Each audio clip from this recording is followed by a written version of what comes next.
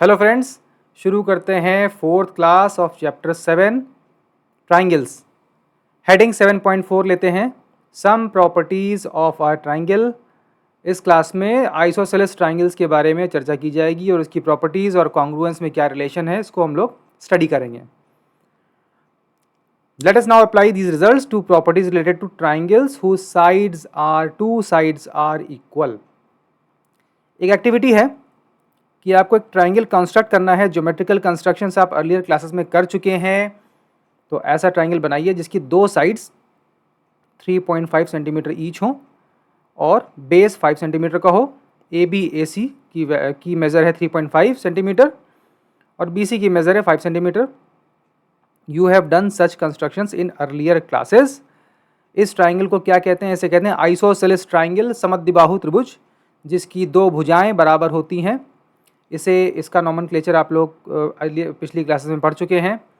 अच्छा, इसमें जो इक्वल साइड्स होती हैं उनमें जो कॉमन वर्टेक्स होता है उसे एपेक्स कहते हैं। ट्राइंगल की प्लेसमेंट कुछ इस तरह रखी जाती है कि बेस जो है BC, इसको बेस कहते हैं, ये अनइक्वल साइड हो और बेस के साथ जो साइड्स बन रही हैं वो इक्वल साइड्स होती हैं और इक्वल साइड्स जिस वर्टेक्स पे मिलती हैं या इंटरसेक्ट करती हैं उसको एपेक्स कहा जाता है। तो ये एपेक्स A हो गया, साइड BC हो गई बेस और इक्वल साइड्स AB AC हैं और base is unequal side which is distinct from other two. अब इसमें एंगल B और C को मेज़र करें अगर आप प्रोट्रैक्टर से तो आप पाएंगे कि इनकी वैल्यू बराबर आती है। You may observe that in each such triangle the angles opposite to the equal sides are equal. ये बड़ी इंपॉर्टेंट वर्च्यू होती है आइसोसेलेस ट्राइंगल्स की और अपने आप में एक थ्योरम है, स्टैंडर्ड रिजल्ट है। इसे आप याद रखें, इसको थ्योरम के रूप में प्रूव भी किया जाएगा। ए एपेक्स हो गया, BC हो गया base unequal side, AB and AC हो गया इक्वल साइड्स। B और C जो वर्टिसेस हैं इसमें जो एंगल बन रहे हैं वो बराबर आते हैं।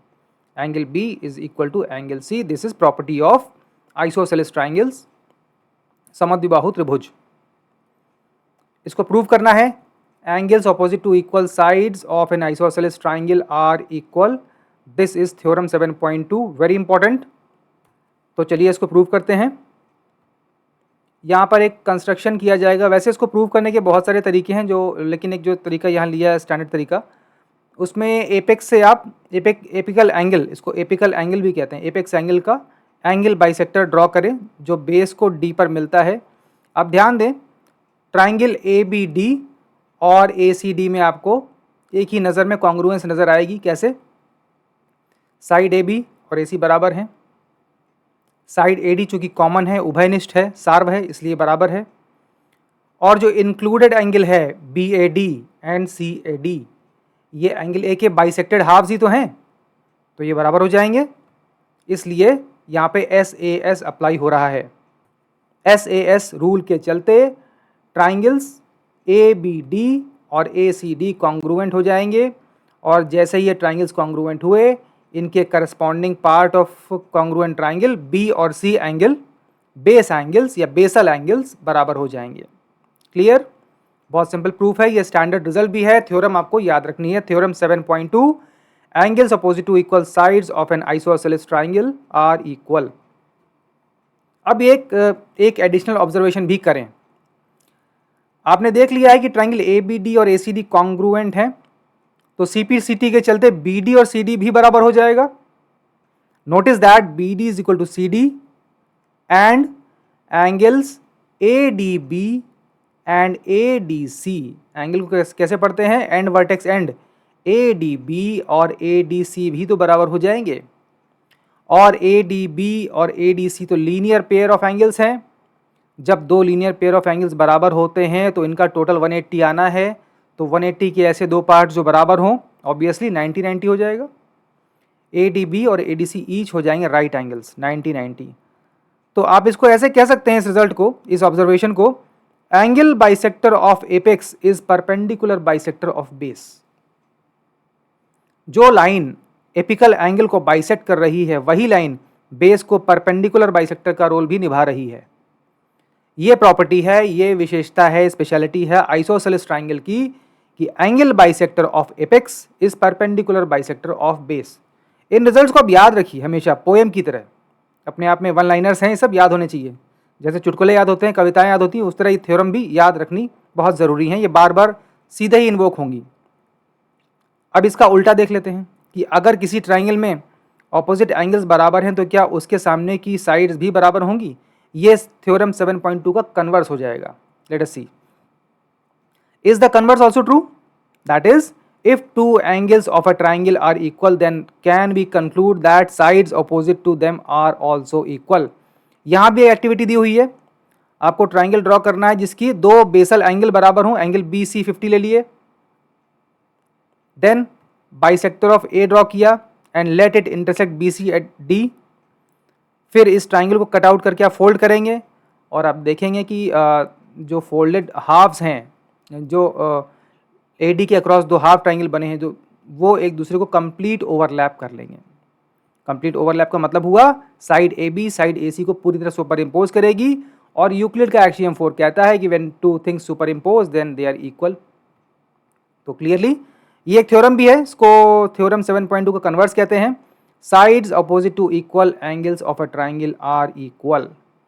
थ्योरम 7.3 एंड 7.2 को आपको एक साथ याद रखना है कि वर्चू है आइसोसेलेस ट्राइंगल का कि इसके सामने की साइड्स बराबर होती हैं और उन इक्वल साइड्स के ऑपोजिट एंगल्स भी बराबर होते हैं। Okay, now let us come two example 4, application of these results. In triangle ABC, bisector of AD of angle A is perpendicular to side BC. Show that AB is equal to AC and ABC is isosceles. यहाँ पे and नहीं, शायद और आना चाहिए। Show that AB is equal to AC और ABC is an isosceles triangle। दिया है कि वही जो भी कह रहे थे हम लोग कि बाइसेक्टर है एपिकल एंगल का, वो साइड BC के परपेंडिकुलर है। यहाँ पे देखिए सीधे एट अ ग्लांस इन दोनों ट्राइंगल्स में ABD और ACD में ASA आपको नजर आएगा। दो एंगल्स बराबर हैं, एपिकल एंगल के बाइसेक्टेड हाफ्स हैं। ये एंगल हो गया 90-90 दिया हुआ है, A is bisector is perpendicular to side BC, तो दोनों तरफ 90 आ जाएगा, 90 डिग्री एंगल्स हैं। और साइड कौन सी है? Side AD is a common side, so we got two angles are equal and one side is equal. Therefore, triangles ABD and ACD are congruent due to ASA rule, ASA या AAS भी कह सकते हैं। इसमें अगर दो angle बराबर हो गए और एक साइड बराबर हो गई तो कॉन्ग्रुएंस हो जाती है, इररेस्पेक्टिव ऑफ कि वो साइड कहाँ प्लेस्ड है, उन एंगल्स के बीच की इंक्लूडेड साइड है या नहीं है, इट डज नॉट मैटर। तो equality of sides implies and is implied by equality of opposite angles. This is crux of theorem 7.2 plus 7.3। इन दोनों थ्योरम्स को आप याद रखें कि आइसोसेलेस ट्राइंगल में इक्वल एंगल सामने के एंगल बराबर होते हैं, बेस के दोनों एंगल, और उनकी ऑपोजिट साइड्स बराबर होती हैं। तो और किसी भी ट्राइंगल में अगर ये वर्च्यू है तो इसको आइसोसेलेस ट्राइंगल कहते हैं। इक्वालिटी ऑफ साइड अगर हुई तो इक्वालिटी ऑफ ऑपोजिट एंगल भी हो जाएगा, गारंटीड है। एंड वाइसी वर्सा, अगर इक्वालिटी ऑफ टू एंगल्स है तो ऑपोजिट साइड्स भी बराबर होंगी। This is some crux of theorem 7.2 and 7.3। Example 5 लेते हैं।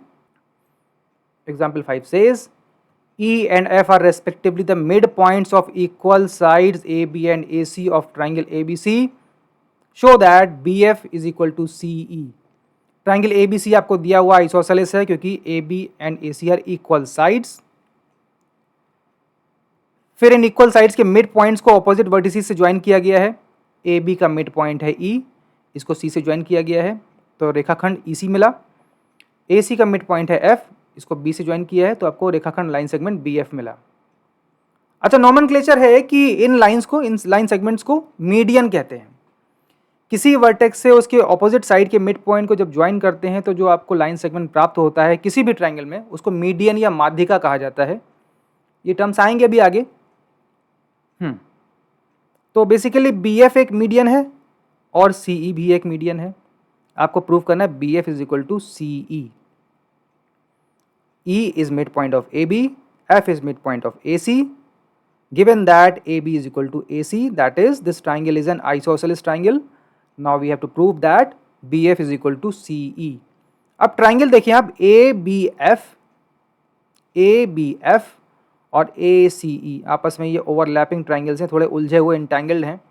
जैसा एक्सरसाइज 7.1 में देखा था। तो इन ट्राइंगल्स को ध्यान से देखें, थोड़ा विजुलाइज करें, फोकस करें। ए बी एफ और ए सी ई देखें। A B is equal to A C given है, एंगल ए दोनों में कॉमन है, उभयनिष्ठ है। A F is equal to A E, ये कहाँ से आया? A F is half of A C, A E is half of A B. When AC is equal to AB given, then obviously their halves will also be equal. Therefore AF और AE बराबर हो जाएंगे। तो triangle ABF और ACE में आपको दो sides बराबर मिल गई करस्पॉन्डिंगली, और उनके बीच का इंक्लूडेड एंगल A, ये एंगल इंक्लूडेड है, ये बराबर हो गया। तो SAS रूल से ये दोनों ट्राइंगल कॉन्ग्रुएंट हो जाएंगे, और कॉन्ग्रुएंट ट्राइंगल के करस्पॉन्डिंग पार्ट्स बराबर होते हैं। तो एंगल A के सामने की जो साइड्स हैं रेस्पेक्टिवली दोनों ट्राइंगल्स में, वो हैं क्रमशः BF और EC, BF और CE, ये भी बराबर होंगी। BF is equal to CE because they are corresponding parts of congruent triangles, CPCT। इसका क्रक्स क्या कहेंगे? Sum total. Notice that medians on equal sides are of equal length. इसी सवाल को ट्रू फॉल्स के रूप में ऐसे पेश किया जा सकता है, show that medians on equal sides are of equal length। Simply ये वन लाइन क्वेश्चन है, इसका मतलब यही हुआ, ये ट्रू फॉल्स में आ सकता है। BFCE को मीडियन या माध्यिका कहते हैं। Example 6, in an isosceles triangle ABC with AB is equal to AC, D and E are points on BC such that BE is equal to CD, show that AD is equal to AE। ये isosceles triangle ABC आपको दिया है, इसके base पे दो points D और E mark किए गए हैं कुछ इस तरह कि CD is equal to BE, यानी इन बेस के जो दो पॉइंट्स हैं इनकी डिस्टेंसेस रेस्पेक्टिवली टर्मिनल से बराबर हैं। बेस वाले वर्टिसीज से इक्वी डिस्टेंट दो पॉइंट मार्क किए गए हैं, एक हो गया E BE और एक हो गया CD।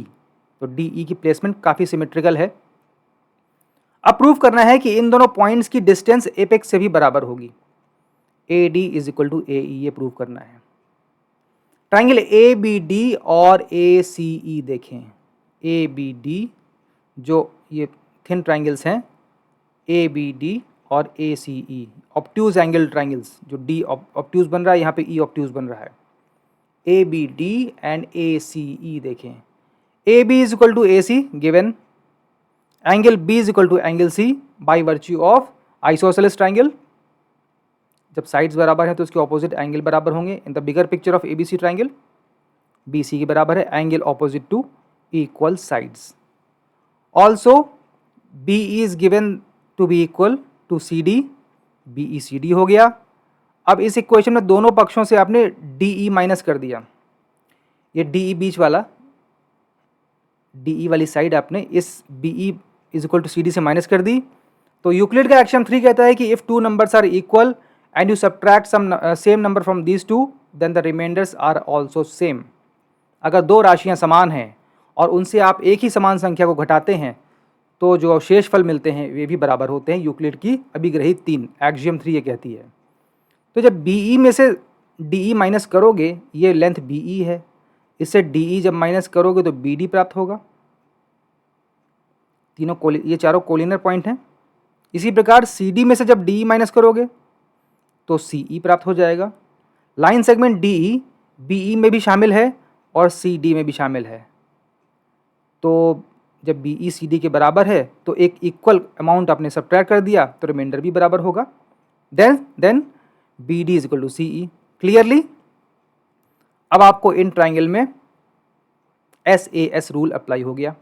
AB is equal to AC, BD is equal to CE due to this analysis, and angle B is equal to angle C, base angles.